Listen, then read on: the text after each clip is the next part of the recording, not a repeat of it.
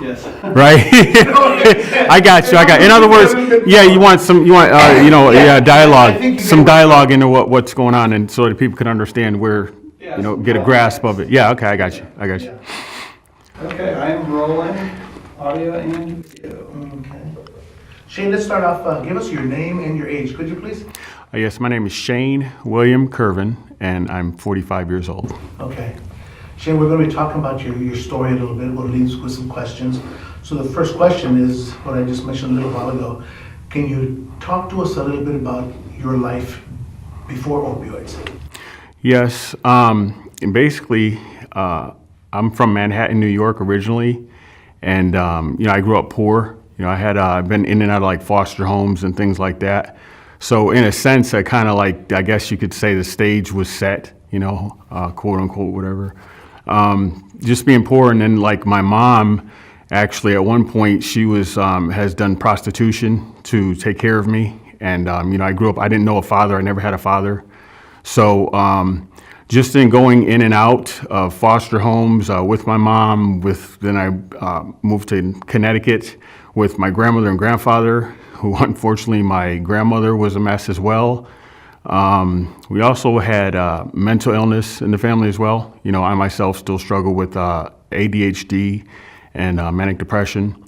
And not knowing any of these things, they're kind of like they both play off of one another, the drug addiction as well as the mental illness. And so I just basically, I've been in bars and stuff like that at an early age, and I'd been molested by somebody who's supposed to be my babysitter. So basically just not having any kind of structure in my life. When I moved to Connecticut with my grandmother and grandfather, there was basically like all drug dealers and stuff like that in the projects that we lived in. And so I got on cocaine, and really bad. And just at one point my mother was actually doing better for herself, and she lived in North Carolina. I was strung out probably, I think I was like maybe 16 or so, 15 or 16 at this point, and wanted to do something better with my life. Strung up, basically the main thing, I was drinking and stuff, the main thing was still coke though. And so I ended up moving with my mom in North Carolina, and went to school, and I thought, I knew I had a problem, but I didn't know exactly what it was. But I figured, of course, if I leave, then wherever I go, of course, I can fix the problem, So I actually graduated, just barely, but I graduated high school for quote-unquote bad kids, I guess. Optional school, they called it. But I graduated in North Carolina, so I was able to do that. I met the mother of 2 children that I have now in North Carolina as well. And it's like, she was a neighbor, and I saw her, and it's like I want her, have to have her.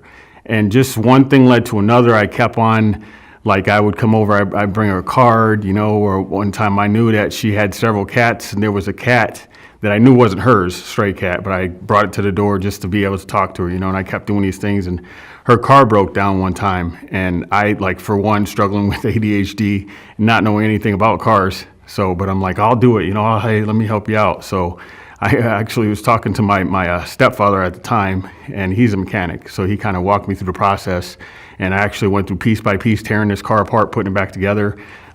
She had a blown head gasket in a 280Z.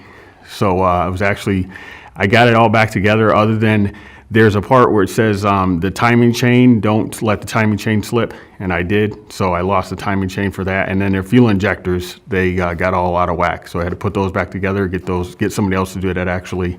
And I got it together. So it's like, this was the drive that I had just to do whatever I can. I want this woman, And she's older than I am, and she brought that up a lot. But I didn't care, I saw her and just saw like a reason to live, a reason to get better. And just one day at a time, it's like we fell in love, and, I had 2 kids with her. And for a moment, it's like, I can remember roughly at least, if not a year, then very, very close to a year, I was literally clean, but I was leaning on her. She was the reason for me being clean, and then I had our first son. And then it was like, I felt like I'm living the normal life, I'm the father, and, but just not having any structure or anything like that, and having this illness, not even knowing what they are, like I said, just things started falling apart. I got to where I would lean more, well, I'd just go out for the weekend, party a little bit, and I mean, one day at a time, step by step, it's like I just kind of was losing it all. We had another child, and so they're a year apart, and now I got 2 kids, so I'm still trying to do the same thing, trying to keep everything together. And it's like when I had this next kid, it's like I told myself, okay, now I'm going to do good. I'm going to stop messing around and put everything back together. And I tried, but the thing of it is I was trying to use willpower, and willpower doesn't beat this disease. It doesn't fix the mental illness. It doesn't fix the not having fathers, not knowing any structure or anything like that. So I just kind of was like leaning within myself on what I knew, which was not very much. So how did opioids come into your life? And I was, like I said, I was strung out for a while, and I ended up going to Massachusetts, supposedly going back to Connecticut to visit my grandmother, and I saw her for a little while, ended up back with cocaine and everything like that. And I met somebody who told me about Massachusetts and said, it's really a great place, go there and everything, and you don't need much and all that, so I did. Well, that's where I met heroin in Massachusetts, and that was a real big thing.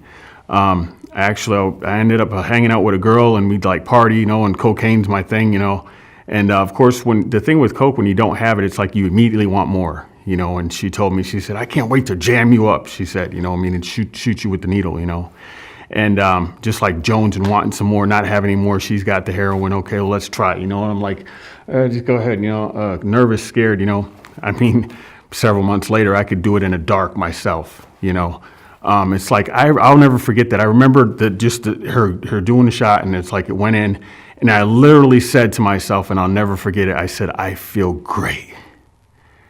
I mean, everything in me is like this is what I need in life right here. This is what I was waiting for.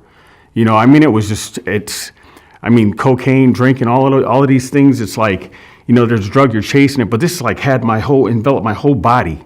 Like everything was just, okay, And so it's like, well, now with the twisted thinking that I have, well, now I could sell coke because I won't be jonesing for it because I got this stuff, So I'm trying to use the heroin to sell the coke and stuff, and it's just one thing led to another. And then I didn't have heroin one time, and we're at a hotel. I'm with this lady in the hotel, and I told her, I feel sick, and she's like, well, you're dope sick. Yeah, I'm not dope sick. I just have a cold. No, you're dope sick. And I'm like, no. Well, let's go get some dope. You'll be fine. I'm like, man, I really don't want to come on. Let's go. She kind of basically almost dragged me out the door.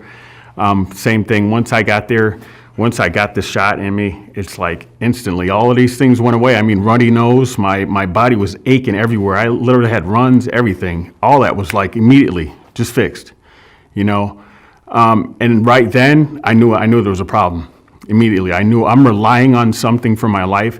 I mean, I didn't even think of it. I knew like with even the cocaine and drinking and marijuana, all these things I was doing, I knew there was a problem, but this was something that just, it's like, I got you. Everything, not just you, but your soul, basically. I am you and you are me. It's like I become you, It's like at the point, and now looking back, it's like I can remember people talking to me, and it's like they weren't talking to me. They were talking to this illness, this disease that just would do anything to envelop itself and just stay where it's at and say whatever it had to say to get more and do whatever it had to do to get more, and not having it is not an option because I'm sick then. And of course, I still don't know anything about drug addiction or mental illness or anything like that. Meantime, of course, my kids are getting older. I'm losing everything, and I can't even see it. But I love this stuff, so I got to go get it.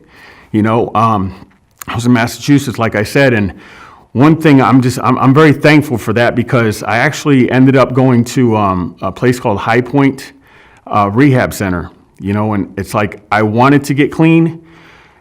Didn't know how to get help, but there was I actually got a primary care physician, and the way it is in Massachusetts, they look better upon like homelessness and your need help, your drug addict, stuff like that. They had things set up to try to help you, so it's like I want as much of that as I can get, So I was willing to go ahead, and the lady there sent me to this rehab, and I went there. Now I got clean, of course, while I was there. This didn't fix life. But looking back now from here, I could see all of the things because what they did there, they showed us like, what color your urine should be. drinking water, the sleep that you should get, the food you should eat, how you should eat, the exercise. Showed us about money, balancing living, not just don't get high. We had a lot of recreation and things like that. And it's like I look back and I see like a whole of a person in a real life, and then also showing us as far as what the disease of addiction is, and that some people can just go and I've seen them, I've partied with them, those guys go, well, yeah, I'll try it, whatever, and actually do some needles and shoot some dope and then not even doing it again, for who knows how long if they ever did it again, but next day they're up and they're at work and they're doing a regular job, One of the biggest things like you're seeing now, I'm hearing all the time, and it saddens me, is that a lot of these people there's opioid crisis and they're ODing and stuff like that. A lot of people getting hooked when you go to the hospital and something bad happens. Oxycontin, I myself had some of that. I got hit by a car, high, walking across the street, broke my tibia, my fibula, my nose, my clavicle. And I was in serious pain, don't get me wrong. But in order for me to be able to take that, I would have had to literally been monitored daily with it and weaned off of it, But it's like I had a bottle of these, they're Oxycontins. And it's 80 milligram Oxycontins. I'm hurting so bad I'm in shelter. And it's the same thing, get out and I'm sitting in a wheelchair, pushing a wheelchair. And I even said to myself, well, and knowing a little bit about being in a program and recovery and stuff like that, well, now I'm going to get clean. This is the time I'm going to be in this wheelchair and get clean. Same thing. It wasn't exactly like that needle, but I'd be in so much pain and I'd take this 80 milligram Oxycontin and just sit there waiting. And as soon as the pain would go away, it's like almost that same thing that grabbed you. It's like, I got you. You're all right now. Well, now I'm cool. The other guys want to drink, so it's like, hey man, you push me around for a day, man, and I'll buy you a drink. I got people, I'm selling some pills, I'm taking some pills, I'm doing this. And it's like basically what they call living to use and using to live. Meanwhile, same thing. Kids are getting older. You just don't even see this stuff. You don't know it. You know what I'm saying? That's the thing. People just think like you're just some kind of loser and you just don't give a damn. And that's not it, because day after day, I'd freaking wake up just like, dear God, help me stay clean. Help me get off of this. I want my life back. I just didn't know how the hell to get it. And this stuff is so freaking strong, man. And a lot of times they say, as far as drug addicts and stuff like that, you don't know you are. And something happens, you get hit by a car, you get stabbed or something or whatever, kidney stones. And you go there, you go to the hospital and you get this opiates they give you, and next thing you know, it's like you can't get off of them. So basically, hopefully that's to answer that question. That's pretty much how I kind of came to know the opiates, and once I got that, it was like, I need it, I love it. And then it's like, hey, I got you. Well, now I'm living to use and using to live at that point, so. So you're recovered right now? I'm in recovery right now. I've in and out of jails and out of prisons and things like that. I got arrested in 2008 for the officers gave me $100 and a ride to go and get cocaine for them. And I didn't know that he was an officer, of course. So I went and got them less than a gram and got a sentence, which they say 30 years, which is broke down with probation, things like that, which I still have some of that now to do. I got to pay community corrections. I'll start probation in November, I believe. I was incarcerated for over 9 years. So a lot of this time, before, and it's crazy because before then, when I was willing to go get this cocaine, I wasn't getting high. But it was like my twisted thinking was, as long as I'm not getting high, then I'm okay. I'm doing the right thing. Well, I'm still willing to go be with the girls, be with this and that. As long as I'm not getting high, I'm good. Well, so just in going in and out of prison and things like that, which people say, well, it's easy to stay clean in prison. It's not. Especially they have some stuff now called K2, Spice, stuff like that. I had guys literally in my cell smoking this stuff. And it's I'm not going to snitch on the guy. And I'm, like I said, I'm 45 now. I was 40 then, and there's a guy 20, and he's doing it. So I can't snitch. I want to punch him in the mouth, but he's young as my kids, So a lot of times I just had to deal with it, But I didn't do any of the drugs or anything like that in prison. I stayed clean, and I actually wrote a book while I was there. And actually, it's what my shirt is. I say, taking our life back. All right, MLBM is My Life Back Movement. And basically, I just started getting. When I first caught the case, I put 27 staples or 22 stitches in my staples in my arm and 7 stitches in my neck. I just said, this is it. You know, I haven't raised the kids. I'm sick. I got this, just want this heroin. I got nothing in here and can't get it. No other drugs or anything. So I'm just going to die. You know, put, like I said, razor to the neck, arms. And I went from that just bit by bit. It's like, I don't push God on people, you know, but I say, I guess, to me personally, I say, you know, God had to help me. You know, I just came up with ideas piece by piece, like I for icon, you know, I can overcome negativity. You know, and I see these things like all these people matter. And I think, you know, Black Lives Matter, Blue Lives Matter. Well, I matter personally. And also inmates matter. You know, and I started thinking, I'm seeing some of these guys, they're so young, and I would just look back and see them, and it's like this was what gave me the drive for one to want to recover, but to want to help some of these guys too. You know, it's like all they're doing in there in prison is just running around, just gang banging, doing drugs, things like that. If you go there and you're weak or you look scrawny or anything like that, the first thing they're going to do, you better not have anything, because if you have it, they're going to take it. And if not, you better join a gang.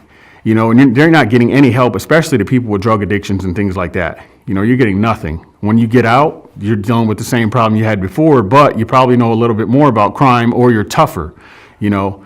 So in seeing that, I just day by day, piece by piece, I would start writing these acronyms.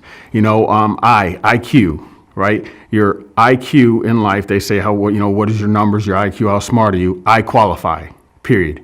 Doesn't matter what the numbers say, you know, but you have to pass the bar exam, BAR, believe and receive. So I would watch TV, of course, not anything against gay people, but I'm not gay. So being around all these men all the time, you know, it's like I want to get away. And one thing I would do in watching TV, I'd see, you know, women who have done things like Ronda Rousey, who they said that women would never compete in the UFC, and because of her, women all over the world now can have a chance to train and go and compete in UFC. You know, the lady who got her arm bit off by the shark, Bethany Hamilton, 2003, her arm was bitten off by the shark, and in 2004, she won the surfing championship. It's like, who does that?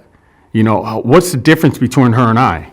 She's a woman for one, so supposedly I'm stronger. Then she's got one arm and I've got all of my limbs. How can I not do what she's done? The only difference is her thinking. And so I just started seeing these things. You know, there's a show that I watched, I Am Dying. I'll never forget this woman, man.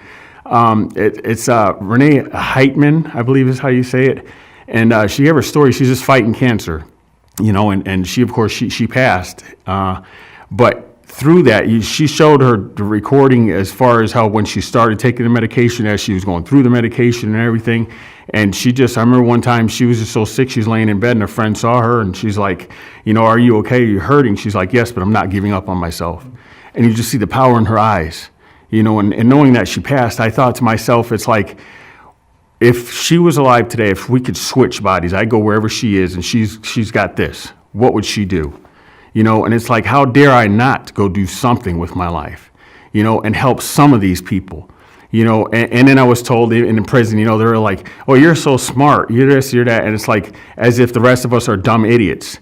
You know, so I said, well, if that's the case, then fine. Everybody's looked at like that. And I want to tell these guys and shake them up, you know, get out of the gangs, put the freaking checkers down and stuff, start learning some stuff, learn who you are, learn how to help yourself, learn how when you get out to stay out. You know, I'd been in and out a couple times, you know, so I'd known this, you know, and it just gave me the drive to just say, you know, I know that you're somebody, you know, I know that I'm somebody, but this is how they're looking at us. They're looking at us as just less thans. You know, you're smart. Well, that's most of them are not. Like the flies really, one of them's got some intelligence, you know, and it's like, man, wait a minute, we're human beings.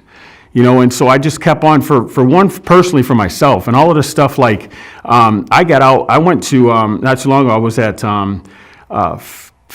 Lakewood Family Dental, and they took out a couple roots in my tooth here. And I mean, they were awesome. You know, I still had a bracelet at home, a house arrest bracelet on and all that stuff. They never paid any attention to that or anything. And you see these roots, I got pictures of them on my phone and stuff like that. But they're just big chunks that when they took my tooth out in prison, they should have taken that out too, but they didn't. So there was a hole there, you know, and it didn't really bother me. It was just aggravating because food can get in it. Well, this not too long ago, it started getting infected and stuff. So that's what it was. They said, yeah, these roots, they should have came out and they didn't. So they pulled them out for me. And in just dealing with stuff like that, the medical treatment that you don't get, you know, I remember one time I was on the floor, I was in so much pain I couldn't move. And they're like, either you get up or you go to seg. And I'm like, wait, no, somebody's going to find out about this. Somebody's going to do something about this. I have a guy, and I actually set up a website, and it's mylifebackmovement.com, and, MLBM. So with all of what I'm doing, one of the guys, I got a picture, and you could see he's got a hernia, and it's like this, just sticking out, And it's like, these are human beings. Now, people don't understand. You think these drugs and stuff are just, just lock these people up, and they'll be okay. Well, for one, they don't know the power of, especially when you have a drug addiction, that if you don't have this, like the opiates, if you don't have the opiates, you're sick. It's then the matter of, I just don't want to get high, that's not an option anymore. Because if you don't get high, then you're sick. So what are you going to do? Well, I got to get high, So when you get out, you have to get high, but then you're looked at as less than. You just say, well, you can't get a job, you can't do this, you can't do that. You can, but just don't come with too much. You can never be a doctor, can't be a lawyer, don't live in this housing complex or anything like that. Now, when I first got out, I asked for food stamps. I want some help food. I've been not locked up for years. I have nothing. Well, you got a drug charge, so you can't have food stamps. We're not going to feed you because you have a drug charge. And I'm looking at these things in my life, and just by the grace of God, man, He put some people in my life like a mom and dad to me that I never had, and they loved me through all of this. That's like the greatest and the most strongest and powerful thing as far as in my recovery. And I thank God for all for AA, for NA, for what they're doing now finally and seeing with opiates. I thank God for that. But just these people, Ann and Jerry, that were like a mom and dad to me, they're like all of my recovery. They're the sole basis of my recovery. And I want to take everything that they've given me and use it to be able to give back, and to be able to tell my story, and to be able to say, these people out there that are broken, you just think by locking them up that's curing everything, and it's not, because these people are getting out. Like I said, they have this disease that's so strong, if they don't get high, then they're sick. So now they're committing crimes. It's almost like you're paying a system designed to create criminals, or create people who are now, when they get out, they got this addiction still because it wasn't treated. So now when they go and get high, well, they're robbing you. They're robbing your house, your car, pistol whipping you. Well, guess what? If you'd rehabilitate them, then they don't need to go and do all of these things. But forget rehabilitation, they don't even know who they are.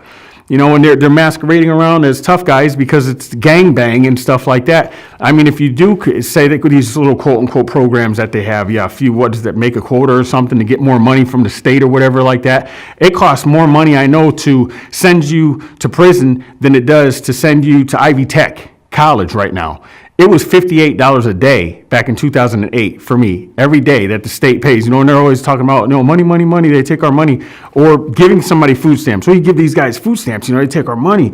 Well, it costs more to keep you in prison than it does to give you food stamps and Social Security. Literally, it costs over $1,200 a month. And now you're getting, say, $600-700 a month, and your $100 food stamps or whatever. So it literally costs more to keep you in prison than to send you to college or to help you out and give you these tools that you need to survive and then teach you how to live. But yet we're going to put you in prison. That's our way of fixing things.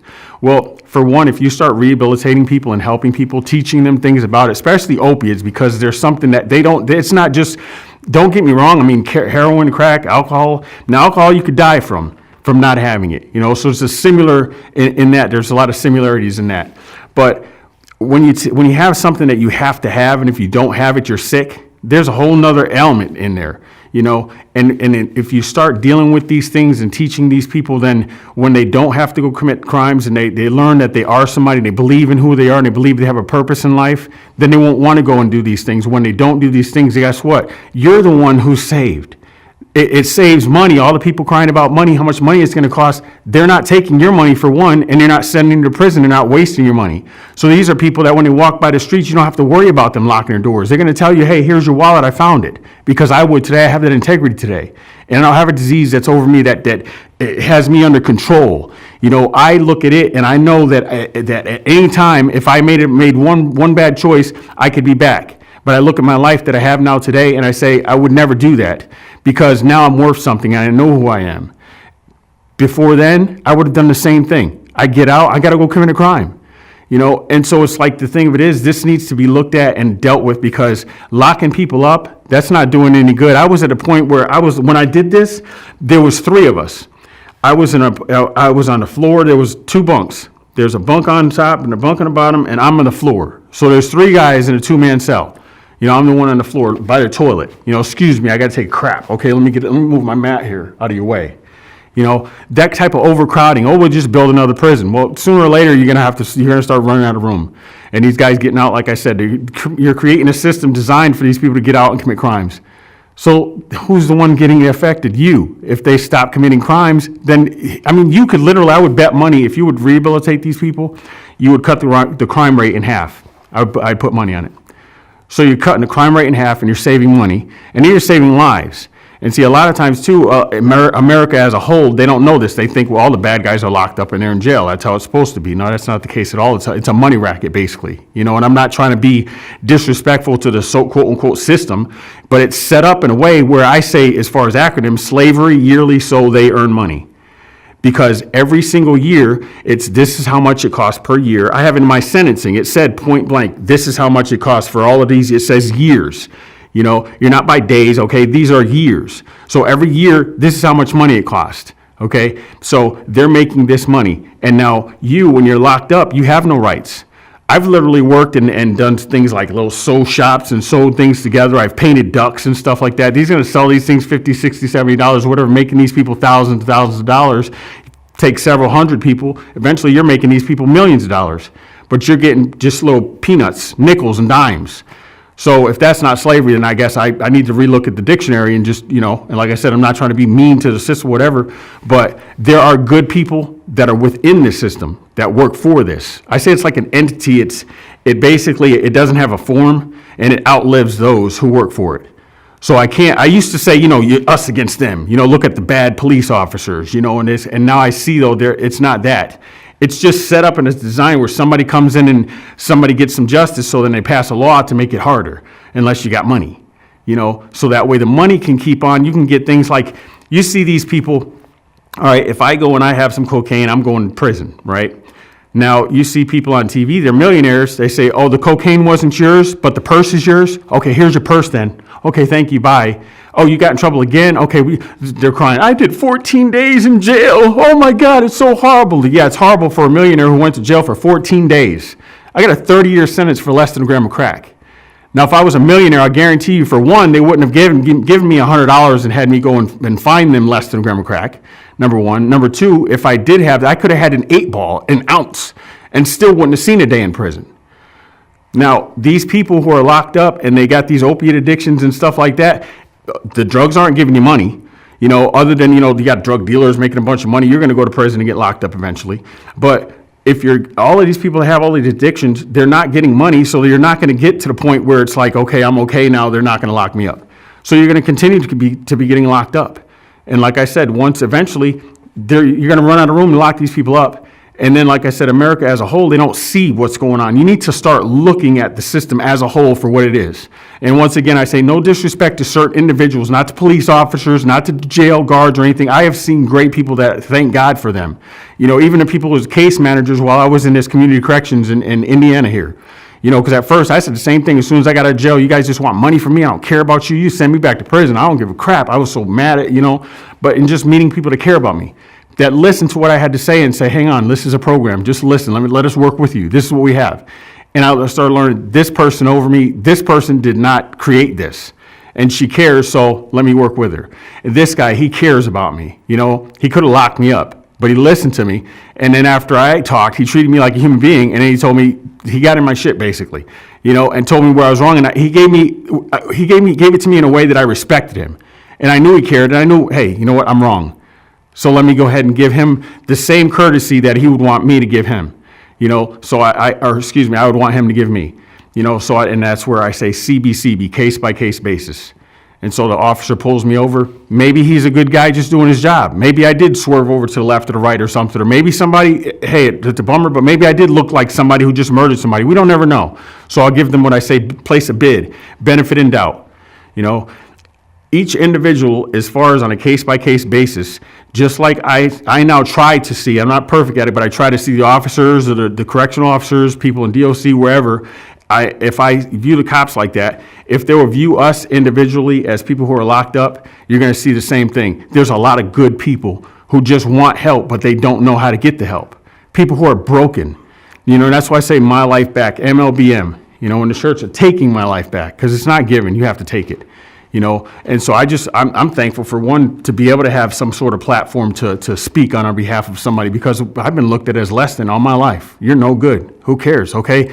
So basically, and one thing I've learned about people as well, it's like, by going through myself, before I judge somebody else, I look now, it's easier for me, having been so far down and done so, you know, not been there for the kids and stuff like that. It's hard for me to judge somebody like, hey, I'm better. But I could say, if I were in their shoes and I lived just like they live, would I not be doing exactly what they're doing? I don't know. So let me not judge them. Let me learn about them and see if they want help. When they don't want help, good. There's SEG. I say ROSES, rehabilitation or SEG education school. That's prison. That's what it should be. Either you're getting rehabilitation or you're in SEG, because now you're a threat to what we're doing. You know, it's not like, oh, go and help all the inmates and stuff. No, it's not like that. It's right and wrong. Right is helping these people get help. And I speak safe for the inmates or whatever, for the broken, whatever. But if they're not wanting to get help, then I'm looking at it just like I'd be the system. I'll be the one to turn the key and lock the door. You know, you're in SEG. But when you want to come out and be a part of what we're doing, then we welcome you. Not, they throw these people in these SEG, and then you go to an idle dorm. Idle dorms are where everybody's gotten in trouble. So 9 times out of 10, of course, now you're set in another place where it's like it's designed for you to get into more trouble. You get in a fight. Okay, now you lost another year. Well, they got a new program that just came out. Well, guess what? Even if you wanted to go in it, you're not going to see it for another year. Well, now you just got in trouble again. You got to write up. Oh, well, there's 6 more months. You know, so you're time. Finally, you go home. Well, you never got to get in a program, these quote-unquote programs. You know, so it's like I say, I mean, we need rehabilitation, but there are people that just don't care, just like there are cops that would look at me for my color and just want to pull the trigger and do anything they can to pull that trigger. But then there's also officers who would do anything they can to try to get me clean and help me out, and, you know, and take care of me. So it's like we need to start looking at each other eye to eye and learn each other and work together. You know, when I say enemies, everyone needs everyone. MLBM is everyone succeeding, and that's enemies. You know, even the people who hate people, you have to have somebody to hate. So you need them. If we love people, we say we're Christians, we go love people. You have to have, who do you love? You have to have somebody to love. Somebody has to be under you. Somebody has to be broken for you to want to help. I want to help people. So in order for me to be able to help people, I have a knowledge of what it's like to be out there and have nothing and be broken and be strung out on heroin, shooting needles in the hallway, where it's like people get up and they're walking, they're going to work. And I'm sitting right there on their steps like, hey, how you doing? Excuse me. Moving my spoon out the way. And then when they go, okay, so I could finish shooting. You know, I've been there. But I need somebody who's still in where I've been, that I could say, hey, there's a better way. So we need each other. But if this is looked at, I'm not like doom and gloom, you know. If it's looked at right now and we start taking what we really have to use and start taking advantage of it and start trying to help people, we can help people. We can do major things. And not only that, the people that we help, like me, now I have the integrity that if you give me the right tools, I'm going to use them in the right manner and go help others. So you can get these people who are broken and inmates and criminals and all that thing, have dogs and stuff like that, you know, training dogs and things like that. Let them have them. Instead of killing these dogs, you know, give them to them. I mean, there's all sorts of things you can come up with so where these people can give back, what they can do to give back. You know, so we could work together, and it's like, I help you, you help me. And it benefits everyone. Especially, like I said, the biggest arguments I've seen against this is money and crime. There are criminals and money. Well, for one, it costs more money, like I said, and you can look, these are facts. I'm not going to sit here and talk, especially on camera, and tell lies. It costs more money. You're losing more money by keeping them in prison. And as far as the crime rate, if they have a job, they believe in themselves, they know who they are, there's no reason to commit crimes, then the crime rate's going to be cut in half. Those are the only arguments that I've seen stand up to it. So, and both of those are waived. You know, they're basically, those are excluded because, like I said, you save money by keeping them out of prison and giving them help. And if they don't have to go and get the drugs, then, or whatever their crime is, they know who they are, they're not going to commit crime, then they cut the crime rate. So why not do it? That's where I'm at as far as in that situation, you know. Shane, thank you so much. It's an awesome story. Just to hear